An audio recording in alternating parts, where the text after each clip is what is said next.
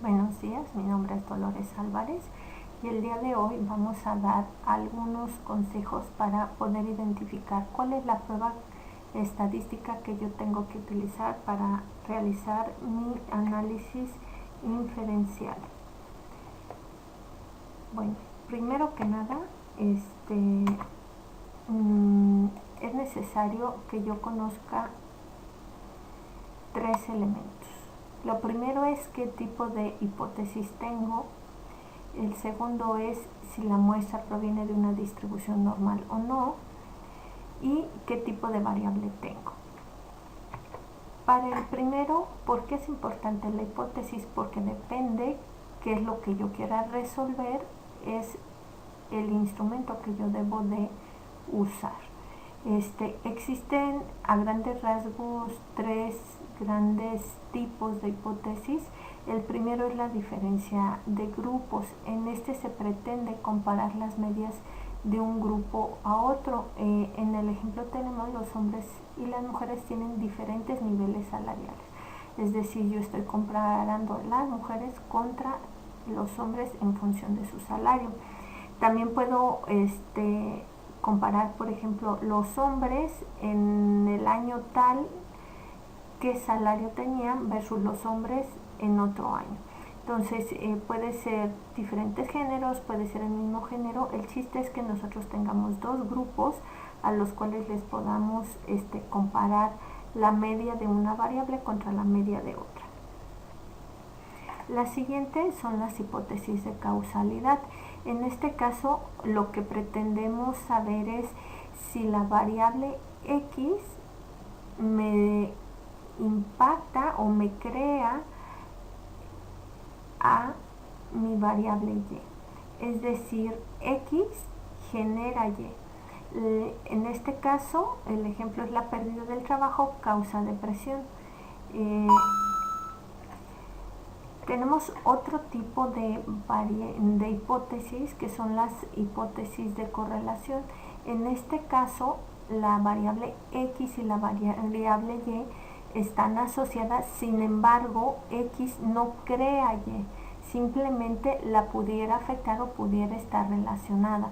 Este es el caso de la hipótesis, la primavera está relacionada con el aumento de los problemas gastrointestinales. ¿Qué quiere decir esto? La primavera no genera los problemas gastrointestinales. Sin embargo, está relacionada porque en algunas ocasiones en primavera suben las temperaturas y esto da el ambiente propicio para que las bacterias proliferen. Entonces, si bien no lo causa, sí están relacionados. Entonces, esta sería la tercer tipo de hipótesis. Posteriormente tenemos otro elemento que tenemos que considerar, la distribución. La estadística ha avanzado a tal punto de que en una distribución normal se cree que el 100% de los casos que pudiéramos estudiar se comportaría aquí dentro de esta curva cuando el caso es ideal, es decir, tienen una distribución normal. Sin embargo, la realidad nos ha mostrado que muchas veces no se comporta nuestros datos como una campana de Gauss perfecta, lo que implicaría que tendríamos que utilizar otro tipo de pruebas. Cuando una distribución no se maneja como una normal, tendrá que utilizar pruebas no paramétricas. En el caso de que si se tenga una distribución normal, se debe de utilizar las pruebas paramétricas. Ok. ¿Cuáles son las pruebas paramétricas? Son los coeficientes de correlación, regresión lineal, pruebas T, prueba de diferencias de proporciones, análisis de varianza, análisis de covarianza. Las pruebas no paramétricas podemos utilizar una chi cuadrada, los coeficientes Spearman y Kendall, coeficientes para tabulaciones cruzadas. Estas son las principales. Y el otro o el tercer elemento que nosotros tenemos que considerar es el tipo de variable. Cuando una variable es nominal, se utilizan un tipo de pruebas. Cuando es ordinal, es otro tipo de pruebas. Cuando es escalar, es otro tipo de pruebas. Si tenemos combinaciones, por ejemplo, de variables nominales con escalares, se utilizan otro tipo de pruebas.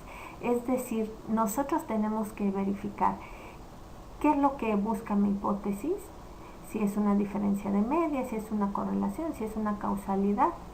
Punto número 2, qué tipo de distribución tienen mis datos, y número 3, qué tipo de variables tengo. Son varios elementos que se tienen que tomar en cuenta. Yo sugiero que se consulte el libro de Hernández, Fernández y Baptista de metodología de la investigación. En el capítulo 10, en las páginas 324 y 325, ustedes van a encontrar un desarrollo de cada uno de los casos y cuál es la prueba que le corresponde. Y también pueden consultar esta página donde nosotros hemos creado un manual, que es este que tienen en pantalla. Pueden descargarlo y podrán encontrar qué pruebas son las que sugerimos, en qué casos, qué tipo de variables son las que se están utilizando, algunos pasos básicos para correr esta prueba en SPSS, cómo interpretar estos valores y qué es lo que se debe de reportar.